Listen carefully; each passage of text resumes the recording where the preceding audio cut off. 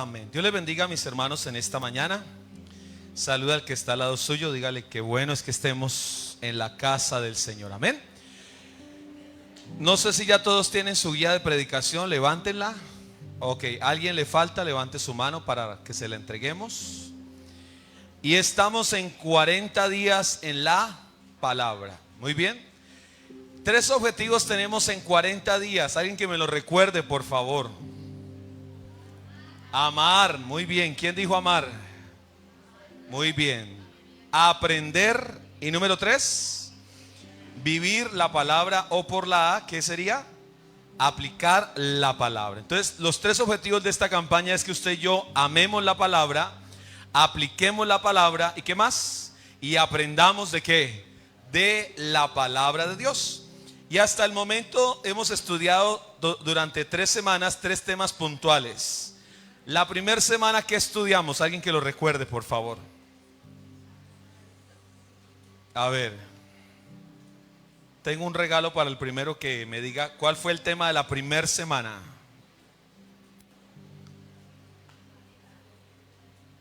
¿Cuál fue el tema?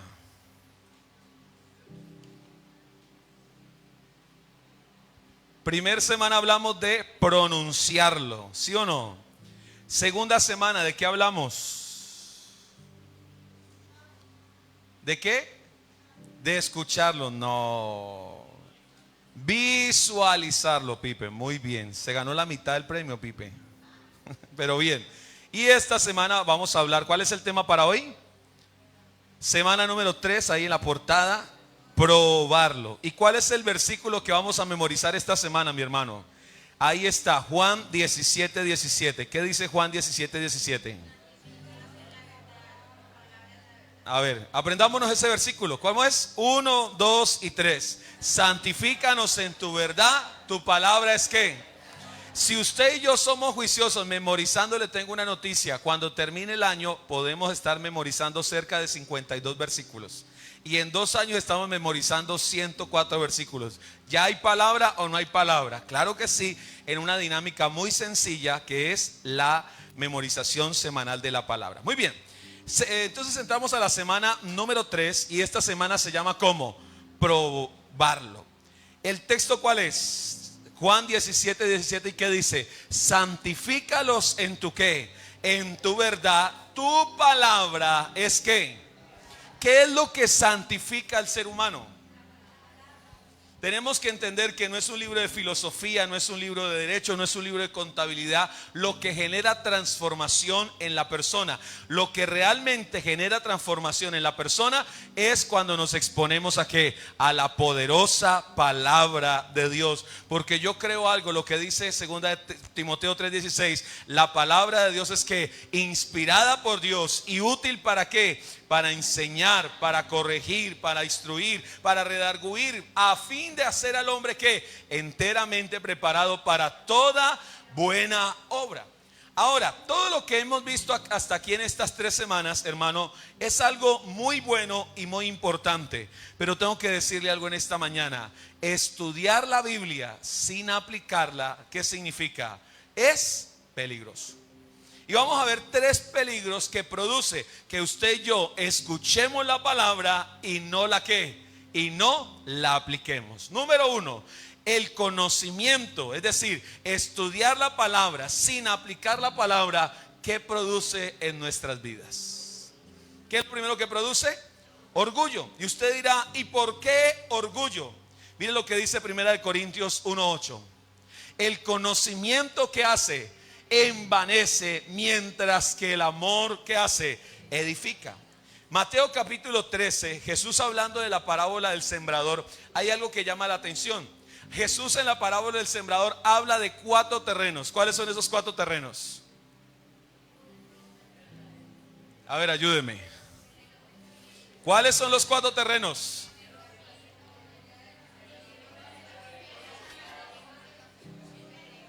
El camino, el segundo, el de piedras, el tercero, el de espinos y el cuarto, la buena tierra.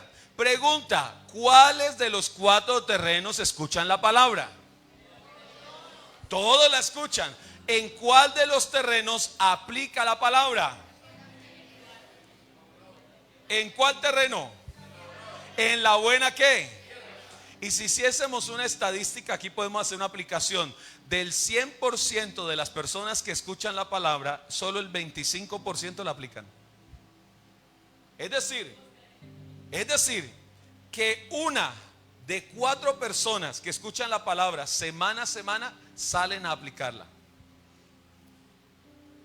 Y eso es preocupante. ¿Me hago entender? Y es interesante, y usted dirá, ¿y por qué produce orgullo? Porque si hay algo que el camino, para quien ha estado en el campo y sabe lo que significa, o cómo hacer una vía, un camino en un potrero, se sabe que eso se hace a través de ¿qué? Del ir y el venir. Y el ir pisando la tierra, ¿qué empieza a hacer en la tierra? La empieza ¿qué? A endurecer. Y es interesante porque pasan 2 cosas cuando hablamos del orgullo. Lo primero que hace es que endurece ¿qué? El corazón.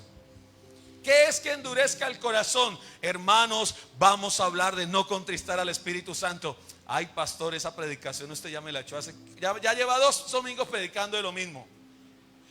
Y entonces cuando el corazón está duro, ya la palabra no ¿qué? No entra. Porque el corazón se vuelve ¿cómo? Indiferente ¿a qué? A la palabra de Dios. Pero no solamente eso pasa, sino que se vuelve ¿cómo? Orgulloso. Y es peligroso. El conocimiento de la palabra de Dios no tiene por qué volvernos orgullosos. El conocimiento de la palabra de Dios tiene que desarrollar en usted y en mí la semejanza de ¿quién? De Cristo. Es decir, entre más conozco de la palabra, más conozco a Jesús, y por lo tanto mi carácter y mi vida debe ser más como la de ¿quién? Más con la de Jesús. ¿Estoy siendo claro hasta acá? Pero el versículo dice, el conocimiento envanece, mientras que el amor ¿qué? No sé si ustedes en algún momento han visto el famoso pez globo. Y el pez globo tiene una particularidad, que es que usted lo mira grande, pero es solo ¿qué? Aire. Y usted lo dice, qué pescadote, y cuando se desinfla uno, ¿qué dice? Qué cosita de nada. En ese sentido, y esto es muy importante que lo tengamos en cuenta, el conocimiento, si no se aplica, me hace una persona ¿qué? Orgullosa. Me hace una persona prepotente. Y esto es importante. Hay gente que tiene demasiado conocimiento, pero ¿sabe qué es lo triste? Que a pesar del mucho conocimiento también son ¿qué? Orgullosos. Y eso es preocupante de una manera considerable. Cuando esta persona cae en este estado, empieza a crecer en ello el ego, el legalismo y la religiosidad y el fanatismo. ¿Producto de qué? De una falta de aplicación ¿a dónde? De la palabra en nuestras vidas. Un segundo peligro, ¿cuál sería, hermanos? El conocimiento requiere ¿qué? Acción. Y esto es bonito que lo entendamos. No es suficiente con saber, se requiere ¿qué? Hacer. Mire lo que dice Santiago capítulo 1 versículo 22, por favor. Dice así: no sé qué, no se contenten, no se alegren, no se conformen simplemente con ¿qué? Con escuchar la palabra. ¿Qué dice el texto? Pues así se engañan ustedes mismos. Llévenla ¿a dónde? Lo que garantiza que una persona realmente es convertida no es que escuche la palabra, sino que practique ¿qué? La palabra. Mire lo que dice Ezequiel 33:30, por favor. Ezequiel 33:30. Quiero que lo veamos. Dice así la poderosa palabra de Dios. Esta es una palabra que da el Señor a Ezequiel. En cuanto a ti, hijo de hombre, los de tu pueblo hablan de ti junto a ¿qué? A los muros y en las puertas de las casas. Se dicen unos a otros. ¿Cómo se dicen? Léalo conmigo. Vamos a escuchar ¿qué? El mensaje que nos envía ¿quién? El Señor. Versículo 31. Acuden a ti, ¿de qué manera? En masa, y se sientan delante de ti y escuchan tus palabras. Pero ¿cuál es el pero? Pero no las ¿qué? no las practican, me halagan de labios para afuera, pero sus corazones solo buscan que ganancias injustas. 32. En realidad tú eres para ello. Le está hablando el Señor al predicador, al profeta Ezequiel. Le dice: tú eres para ello tan solo como alguien que entona canciones de amor con una voz hermosa y toca bien un instrumento. Oyen tus palabras, pero no las que. No, pastor, qué predicación tan buena la que usted se dio hoy. No, pastor, esa palabra estuvo pero poderosa. Uy, pastor Mauricio, qué predicación. Y elogian la palabra. Pero ¿qué le dice el Señor a Ezequiel? Te pegan unos lengüetazos, te enaltecen, pero salen y no practican ¿qué? La palabra. Y eso es demasiado, ¿qué, hermanos? Peligrosos. Que seamos buenos ¿qué? Oidores, pero no ¿qué? Yo le hago una pregunta. Con la palabra que acabamos de escuchar de nuestro pastor, ¿qué vamos a salir a hacer este día? ¿Me hago entender? Porque uno dice: no, nos hablaron chévere del Espíritu Santo, que no hay que contristarlo, que no hay que hacer. ¿Qué voy a practicar? ¿Qué voy a dejar para hacer real esa palabra en dónde? En mi vida. ¿Vamos bien? Entonces, un peligro número uno, ¿cuál es? Que el conocimiento produce ¿qué? Produce orgullo. ¿Qué es lo segundo? El conocimiento que requiere. ¿Solo escuchar? No, ¿qué dice Santiago? No se engañe. Me gusta esa expresión. ¿Por qué no se engañe? Porque no se trata solo de oír, se hace necesario que practicar la palabra. Jesús, cerrando el sermón del monte, usa una ilustración y dice: cualquiera pues de vosotros que oye estas palabras y las hace, le compararé a un hombre que sabio, que edificó su casa ¿en dónde? En la roca. Mire lo que dice el Salmo 119, por favor. Versículo 59. Me he puesto a pensar en qué, en mis caminos, y he vuelto mis pasos hacia tus mandatos. Mire lo que dice el salmista: me doy prisa, no tardo. ¿Para qué? Para cumplir tus mandamientos. ¿Qué requiere la palabra, hermanos? ¿Solo oírla? No. Se hace necesario que practiquemos ¿qué? Dígale al que está al lado suyo: Dios quiere que practiques la palabra. Y usted dirá: ¿y por qué? Y tengo que decirle esto, mire, al final, cuando todos partamos a la presencia del Señor y estemos delante de Él, algo que quiero que el Señor nos diga a todos los que estamos aquí sea esto: bien, buen siervo fiel, sobre poco has sido fiel, sobre mucho te pondré, entra en el gozo del Señor. Yo quiero que el Señor nos diga eso, amén. Pero no que el Señor nos diga: no te conozco. Pregunta: ¿a quién es el que el Señor conoce? Mateo 7:21, miremos qué dice. ¿A quién es el que el Señor conoce? No todo el que me dice que entrará en el reino de los cielos. ¿Quién es el que entra? Todo aquel que hace. Y ese hace tiene que ver con qué? Con una acción, un obedecer. Ese que hace la voluntad de mi Padre, ese entra ¿a dónde? Lo que garantiza que una persona estará en el cielo, ¿qué es, hermano? ¿Que sepa Biblia? ¿Que conozca la Biblia? No, ¿qué es lo que garantiza que una persona es salva? Que obedece ¿qué? La palabra. Y ojo con esto, y no una obediencia por conveniencia, ¿no? Porque en otras iglesias pasa eso, aquí yo sé que no. Obediencias por conveniencias, es decir, si yo obedezco me conviene, por lo tanto lo obedezco. Si yo obedezco, pues no me conviene, por lo tanto no lo obedezco. Pero aquí tenemos que entender algo: la obediencia debe ser incondicional, y eso garantizará que una persona tenga entrada ¿en dónde? En el reino de los cielos. ¿Estoy siendo claro? ¿Cuál es el problema de la iglesia hoy? Cuando uno mira la dispensación de la iglesia, estamos en el momento de la iglesia de la Odisea. Ahora, ¿qué característica tiene la iglesia de la Odisea? tibieza, ¿sí o no? Que no es fría. Es decir, ni se consagran mucho, pero tampoco se descargan mucho. Es decir, venga Señor, no me voy a consagrar mucho como para no ser tan fanático, pero tampoco me voy a descargar mucho como para no exponerme a perder la salvación. Y llama la atención Apocalipsis capítulo 3 versículo 17. Vea lo que dice esta iglesia. Porque si hay algo con lo que tenemos que luchar, y me gustó lo que decía nuestro pastor hace un momento. Mira el reproche que el Señor le da a la iglesia de la Odisea. ¿Cuál es? Léalo conmigo. Tú dices, ¿a quién le habla el Señor? A esa iglesia. ¿Soy qué? Soy rico. ¿Qué más le dice? Me he enriquecido y no qué. O sea, esa iglesia, ¿cómo se considera? Que está que, hermana Marjorie, bien. Yo estoy bien, yo no le debo nada a nadie, yo no le hago mal a nadie, y todo está ¿qué? Está bien. ¿Conoce a alguien así? ¿Sí o no? De pronto lo vio esta mañana en el espejo cuando venía para culto. Dice, yo soy rico y me he enriquecido y no tengo ¿qué? Pero ¿qué dice el Señor? Pero.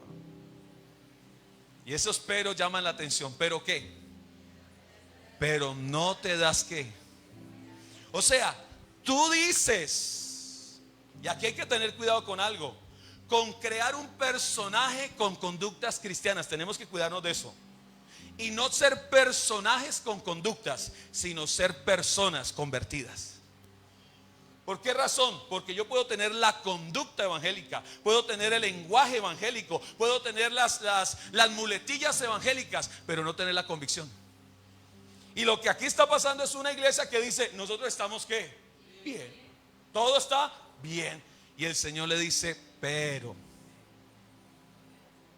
¿qué? Léalo por favor. Pero no te das ¿qué? Cuenta. ¿De qué? De cuán infeliz, miserable, pobre, ciego y desnudo eres tú. Mire, iglesia de la Odisea, para darle el ejemplo. Tú puedes engañar a cualquiera, pero ¿qué le dice el Señor? Pero a mí, porque yo sí que. Sí, hermano, es decir, cuando usted escucha a alguien, hermana Marjorie, que dice, y es que, y usted lo escucha y usted dice, ¿y este por qué habla así? Cuando usted lo coge en silencio y le dice, venga, ¿usted por qué habló eso? Si usted no es así.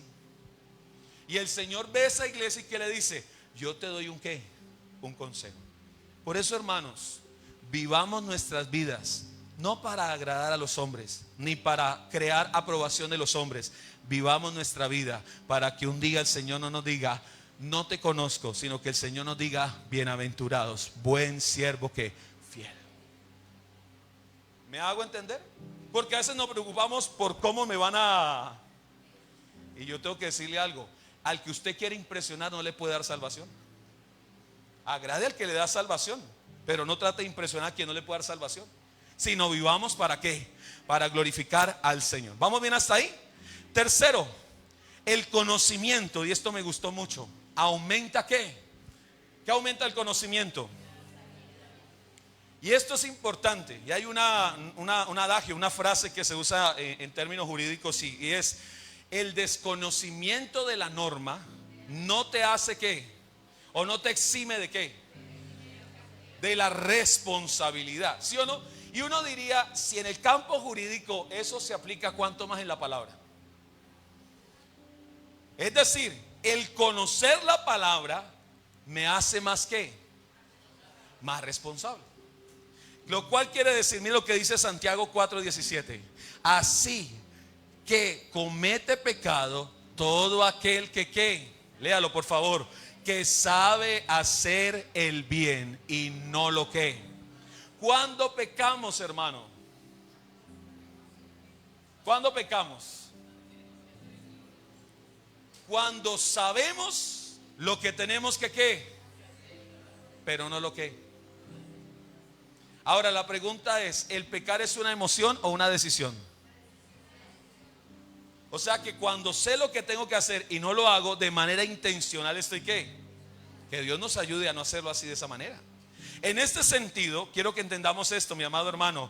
La responsabilidad del conocimiento de la palabra me hace más responsable. Cuando estudio la palabra de Dios, muestra, y esto es bonito que lo entendamos, cuando usted se acerca a la palabra te mostrará las áreas que en tu vida deben ¿qué? Cambiar. Y hemos hablado del espejo. ¿Qué hace el espejo? ¿Qué muestra el espejo? Dígame la verdad. La realidad. Si usted es pintoso y simpático, el espejo ¿qué le va a decir? Eres lindo, ¿sí o no? Pero si no tenemos esa virtud, ¿qué nos dice el espejo? Necesitas gracia. El espejo ¿qué le va a decir a usted? Está gordo, pero también le va a decir ¿está qué? O sea, el espejo no dice te queda bien esa camisa. El espejo ¿qué le va a decir? No le queda ¿qué? Bien. Ahora, cuando nos exponemos a la palabra, ¿sabe qué hace la palabra? La palabra desnuda la realidad de ¿qué? De nuestro corazón. Por eso hay momentos donde nadie sabe algo que solamente lo sabe usted y Dios, pero hay una palabra que viene a su vida y es Dios hablándole en esa área específica. Porque la palabra entra ¿hasta dónde? Hasta lo profundo de ¿qué? Y lo bonito de la palabra es que la palabra, ojo con esto, no hace una cortadura, no. Dice la Biblia que la palabra que penetra ¿hasta dónde? Entra. ¿Y entra para qué? Para sacar lo que realmente hay en dónde. Pero es peligroso, ¿por qué, hermano? Porque quien no determina aplicar la palabra se está metiendo en problemas. ¿Me hago entender? Porque la palabra es una ¿qué? Es una responsabilidad. Y quiero que entendamos algo. Cada vez que usted y yo estudiamos la palabra, escuchamos la palabra, somos más responsables delante de ¿quién? Del Señor. Se lo quiero decir en estos términos. Usted hoy, que estamos iniciando noviembre, es más responsable que en enero cuando empezamos este año. Porque ha sido un año donde hemos crecido ¿en qué? En la palabra. Entonces decirle, no Señor, es que yo no sabía. Imagínese qué va a decir el Señor.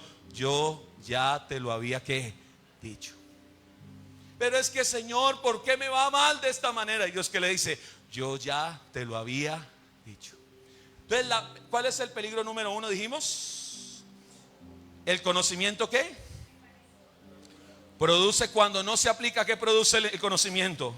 Produce orgullo. Número dos, ¿requiere qué? ¿Qué requiere la palabra? Eso, ponga de la mano el que está a las oigas, hermano, vamos a aplicar la palabra. Y lo tercero, ¿qué es? ¿Qué aumenta? Y eso es bonito entenderlo. ¿Queda claro? Ahora, le hago una pregunta. ¿Es fácil aplicar la palabra de Dios a nuestra vida? ¿Sí o no? Dígame la verdad. ¿Es fácil aplicar, vivir lo que la palabra nos dice? Alguien que diga, no, para mí es fácil, levante la mano. Ustedes, no, fácil, fácil. ¿Para cuántos nos es un desafío aplicar la palabra? Listo. Ahora, y debemos entender por qué es tan difícil. Número uno, porque aplicar la palabra, hermano, requiere seriedad. ¿Qué requiere? Seriedad. ¿Y qué significa eso? Caminar con el Señor debe ser un tema ¿qué? Serio. ¿Sí o no? O una mujer que el hombre le dice hoy sí, mañana no, que esa mujer se cansa y que le dice, hermano, sea serio, decídase. No, es que voy a trabajar hoy, pero mañana me incapacito y luego pasado mañana voy a trabajar. ¿Qué le dice el empleado? Señor, sea serio. No, voy a hacer esta reparación, pero mañana entre 8 días vengo a hacer otro pedacito. ¿Qué le dice el contratista? Señor, sea serio. ¿Sí o no? Y en este sentido, ¿por qué es tan difícil aplicar la palabra? Y uno de los desafíos es porque no hemos entendido que este es un tema ¿qué? Serio. Con Dios las cosas son ¿qué? Serias. Con Dios las cosas tienen que ser serias, con seguridad, con determinación tenemos que vivir y que el Señor nos ayude. Pero una segunda razón por la cual es tan difícil, ¿sabe por qué? Porque Satanás, ¿qué hace? Combate viciosamente. Tenemos un enemigo que no quiere que usted y yo apliquemos ¿qué? La palabra. ¿Qué dice Mateo 13:10, por favor? Mateo 13:10. ¿Lo tenemos? ¿Qué es lo que el enemigo siempre le querrá robar a usted y a mí? ¿Qué dice Mateo? Perdón, 13:10, no, 13:17. ¿Lo tenemos? 18. Dice, escuchen ahora lo que significa la parábola. Versículo 19 era. Cuando alguien oye ¿qué? Acerca del reino y no la ¿qué? ¿Qué dice la palabra? Viene. ¿Quién viene a qué? ¿Qué es lo que Satanás quiere hacer con usted? ¿Robarle qué? La palabra. ¿Por qué? Porque si él le roba la palabra, usted no la entiende. Y si usted no la entiende, no va a cambiar. Pero cuando usted tiene la palabra y la atesora, él no se la puede robar. Entonces tenemos que entender, y me gustaba que nuestro pastor lo decía ahorita, hay cosas que el enemigo hoy está tramando con el fin de ¿qué? De saquearnos y robarnos ¿qué? La palabra. Y hoy tenemos que discernir las estrategias que el enemigo usa para ¿qué? Para robar, para matar y para destruir. Y una de ellas es que robarle la palabra de Dios, robarle sus tiempos de consagrarse, robarse sus tiempos de recibir la palabra de Dios. Y entendamos esto, mis amados hermanos, no somos enemigos para Satanás cuando solo oímos la palabra. ¿Sabe cuándo nos convertimos en enemigos para Satanás? Cuando obedecemos la palabra. Porque él no quiere que usted y yo ¿qué? Obedezcamos. Porque si usted obedece se vuelve muy peligroso. ¿Para quién? Porque un creyente que obedece la palabra es un peligro para el reino de las tinieblas. ¿Sabe por qué Satanás no quiere que usted obedezca la palabra? Porque si usted la obedece, usted es un arma mortal para los demonios. Pero un creyente que no la obedece, ¿qué pasa? Nada, pasa una recocha, dice la hermana. Entonces no puede, y escuche esto, él no le pone problema para que usted la estudie. Él no le pone problema para que usted la conozca. ¿Sabe cuándo le pone problema? Cuando usted la va ¿qué? A obedecer. Y yo no sé si en algún momento usted ha escuchado esa frase. Escuché la palabra, Dios me habló y decidí obedecer la palabra. Oiga, hermano, y a partir de ese día, no, si usted supiera todo lo que se me ha venido, esa es una buena señal. ¿Y por qué es una buena señal? Porque estás practicando ¿qué?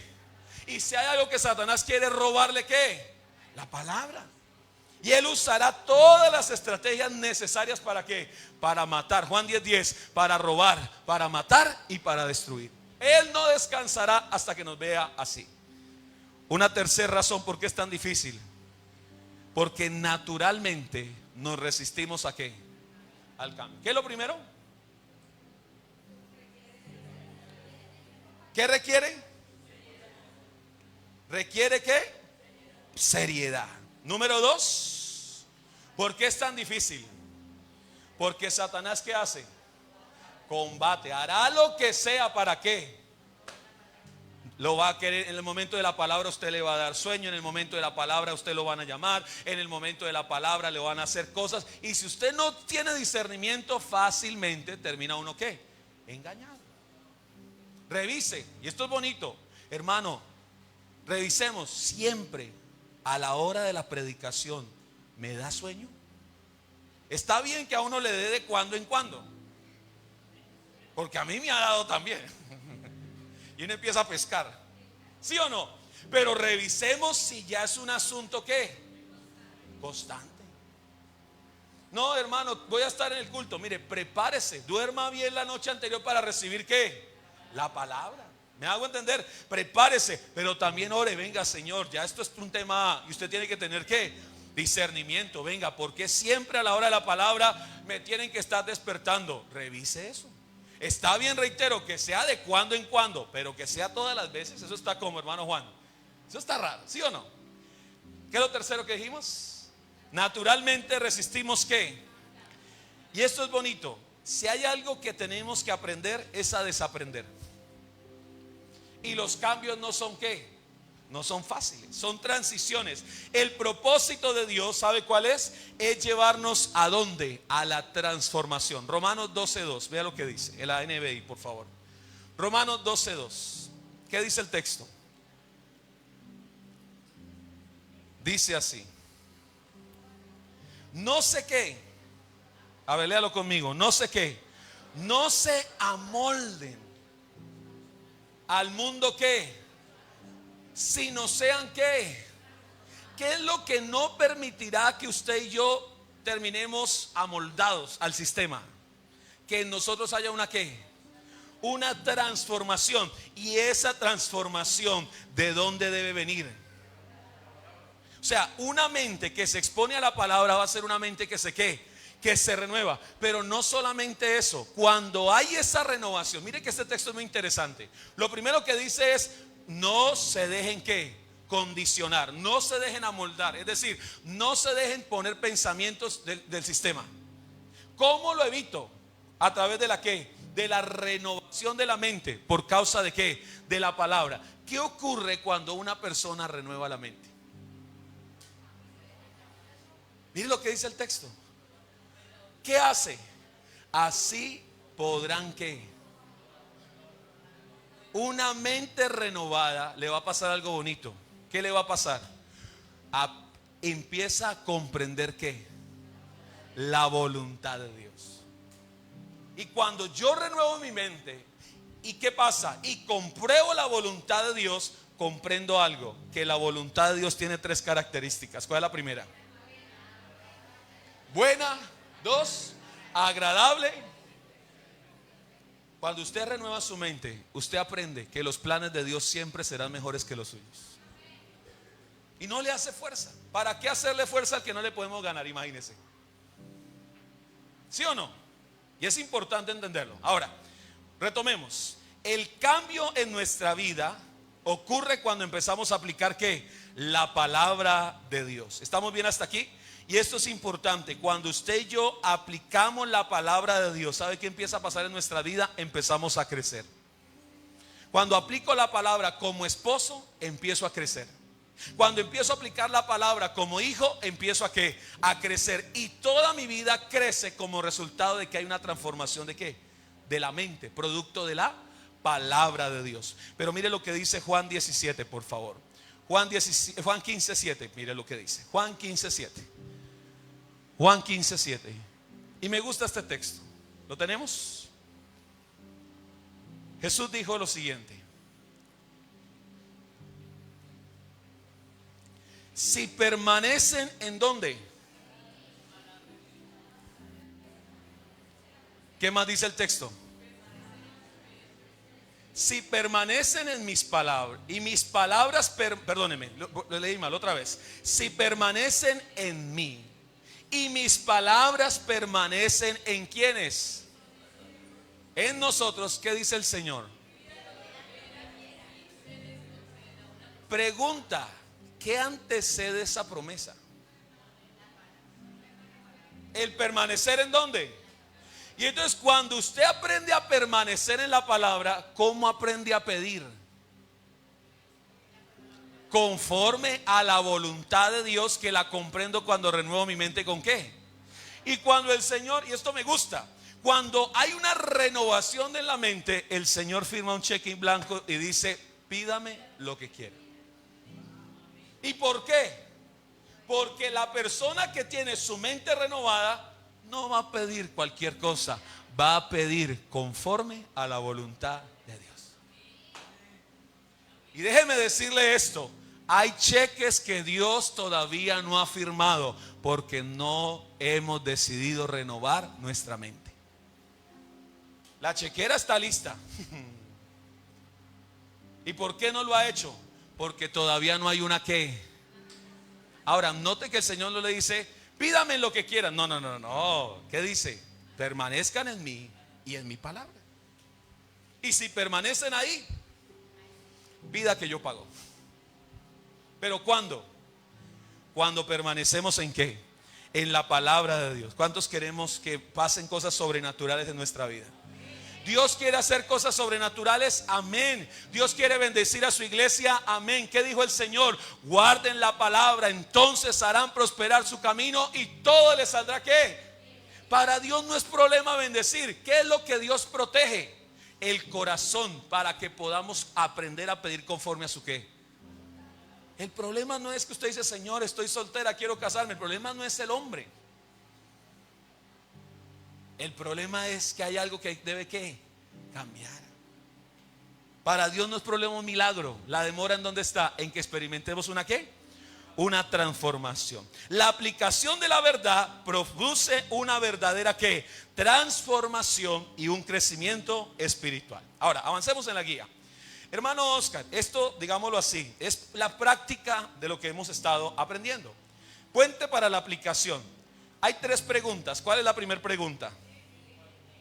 ¿Qué? Segunda pregunta. ¿Cuál? Y tercera. Ok, ¿qué dice la primera pregunta? ¿Qué significa? ¿Qué significaba en ese entonces?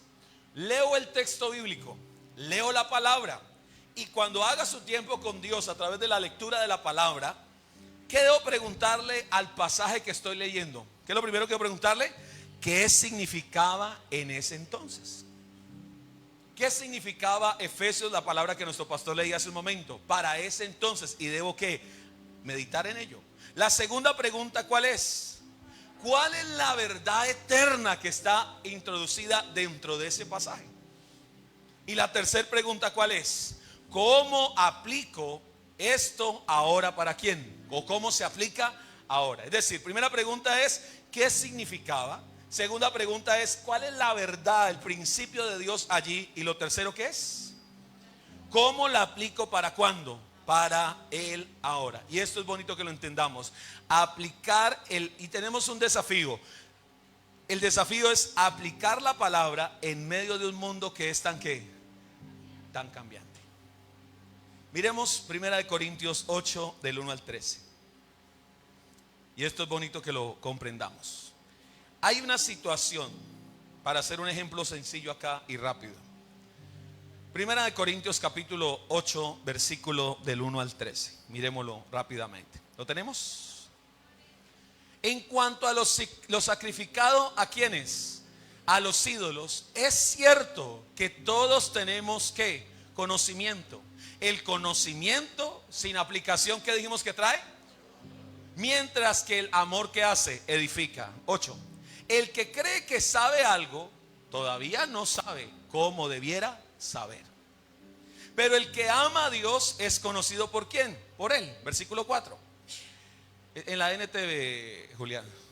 NTV. Entonces, ¿qué acerca de comer carne ofrecida a quiénes? A los ídolos. Pues sabemos que un ídolo no es en verdad un Dios y que hay un solo Dios. 5. Puede que existan estos llamados dioses tanto en el cielo como en la tierra, y en algunas personas de hecho rinden culto a muchos dioses y a muchos señores. Pero para nosotros, dice Pablo, hay un Dios, el Padre, que por quien todas las cosas fueron ¿qué? Creadas y para quien vivimos, y hay un Señor Jesucristo por medio de quien todas las cosas fueron creadas y por medio de quien vivimos. 7. Y sin embargo, no todos ¿qué? Los creyentes saben esto. Algunos están acostumbrados a, ¿qué dice el apóstol Pablo? A pensar que los ídolos son reales. Entonces cuando comen un alimento que fue ofrecido a ídolos, lo consideran ¿de qué manera? Adoración a dioses verdaderos y violan su débil conciencia. Versículo 8. Es cierto que no podemos ¿qué? Obtener la aprobación de Dios por lo que comemos. No perdemos nada si ¿qué? Si comemos y ganamos, perdóneme, no perdemos nada si no lo comemos, y no ganamos nada si lo ¿qué? Si lo comemos. Versículo 9. Pero ustedes, ¿qué dice Pablo? Deben tener cuidado de que su libertad no haga que tropezar a los que tienen una conciencia más débil. Hagamos la primera pregunta. ¿Cuál es? ¿Qué significaba? ¿Qué estaba pasando a la iglesia? A ver, ¿qué estaba ocurriendo?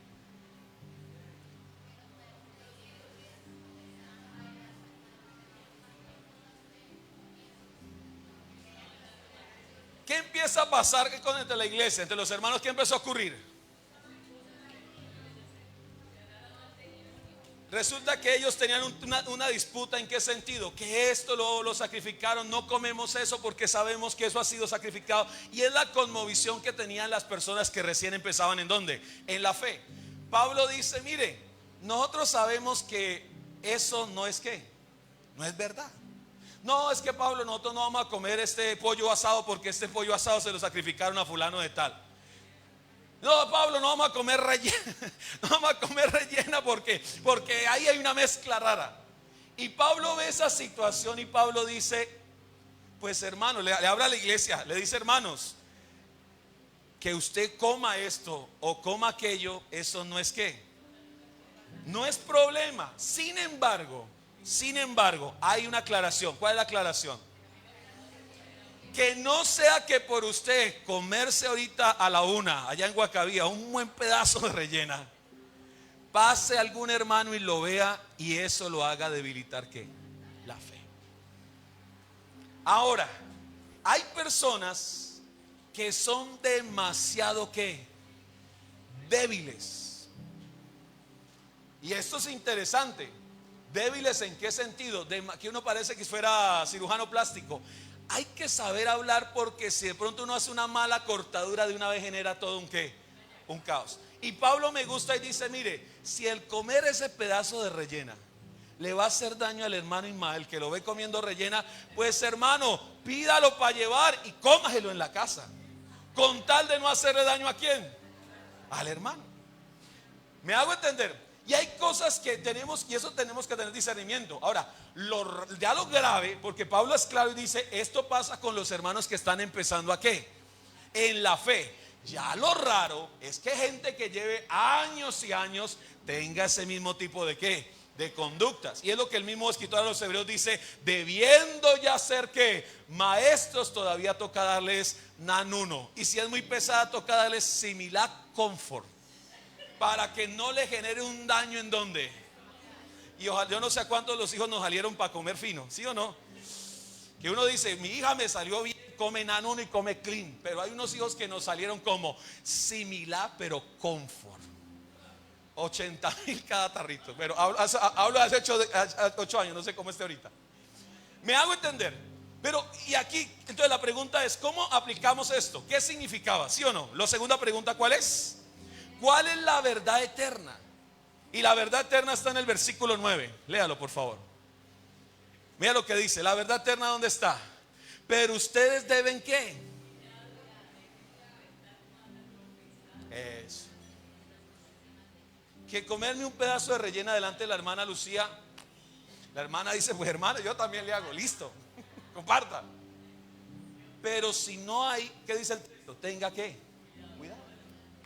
Para que no le dañemos ¿qué?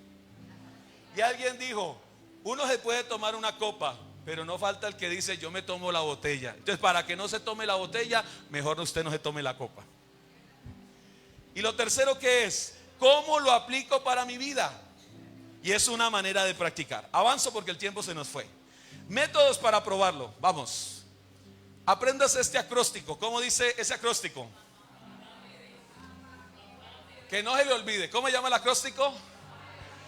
Estoy frente al texto y vamos a desarrollar este acróstico allá, ahí en su guía. Número 1. ¿Hay algún qué? Por la P. ¿Hay algún pecado para confesar? ¿Qué podemos decir en ese texto? Señor, perdóname porque he hecho pecar a alguien. Señor, me comí esa rellena y para mí fue deliciosa, pero para el hermano le mató la fe y no volvió a congregarse. ¿Hay algún pecado? ¿Sí me hago entender? Según el texto que estoy leyendo, ¿hay algún pecado? Dios me está hablando algo que debo confesar. Número 2, por la A. ¿Hay alguna actitud que debo qué? Ay, pues de malas, eso es mi problema. No, venga, sí, reconozco, perdóneme. Actitudes que debemos qué? Cambiar. Tercero, ¿hay alguna qué? Promesa. Entonces, Señor, en ese pasaje que usted lee, hay una promesa de Dios para usted. Amén. Número 4, ¿hay alguna qué? ¿Hay algo para alabar a quién? Y usted dice, mire este versículo, oh Señor, te alabo. Y hay una palabra que lo inspira a alabar. Vamos con la M. ¿Hay algún qué? Mandamiento para obedecer.